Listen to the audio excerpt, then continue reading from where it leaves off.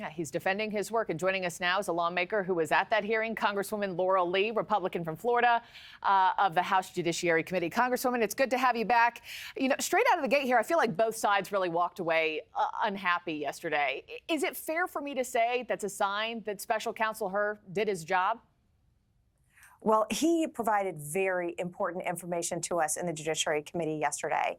And first and foremost, the thing that's important to understand is that despite the fact that the department declined prosecution of this case, that was not because of a lack of evidence. It was uncontroverted that President Biden had classified documents that he was not allowed to have, that he showed them to people who were not allowed to know about them or their contents, and that was absolutely a violation of the law.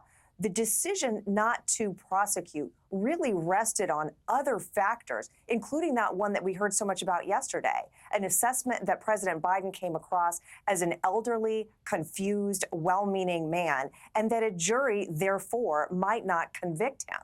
And the reason that's so important goes beyond this report itself and really rests at the fact that this is our commander-in-chief. So if we think that he comes across, that he has memory issues, that his mental acuity is in a place today, that he is confused about information of national security importance, then we really have to ask ourselves, is it safe to have this person in the White House? And that was really the focus of the hearing yesterday, was not just did a crime occur here, but what does it mean for us as Americans as we go to the polls in November? And I know, Congressman, that you have a unique insight into all of this as a former federal prosecutor yourself. I mean, did you find any part of her testimony? I know that you wish and Republicans wish that charges had been recommended, but did you find any part of his testimony credible or anything that at least offered you a little bit more clarity on his decision-making there? Special Counsel Hur absolutely came across as a serious and credible witness. It was evident that he had put a tremendous amount of time and his team into this investigation and into the conclusions that they put in their very comprehensive report. So as a former prosecutor, I will tell you that his testimony made a lot of really important points for us.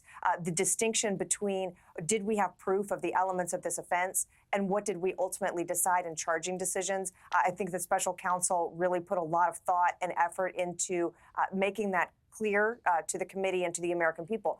The problem that we really run into there is that Americans, and certainly the Judiciary Committee, want to know that the Department of Justice is going to treat people the same. That if you're charged with a crime, the factors that are considered in making that charging decision will be the same, whether it's you, whether it's your neighbor, whether it's somebody with an important last name like Biden.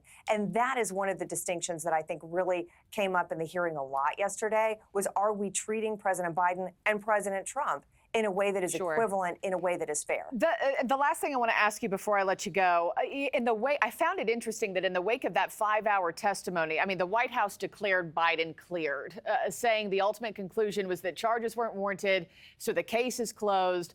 I know you disagree with that, but where does the case go from here, Congresswoman? Well, and that's a very important point, because this absolutely is not an exoneration of President Biden and whether there was conduct that occurred that violates the law.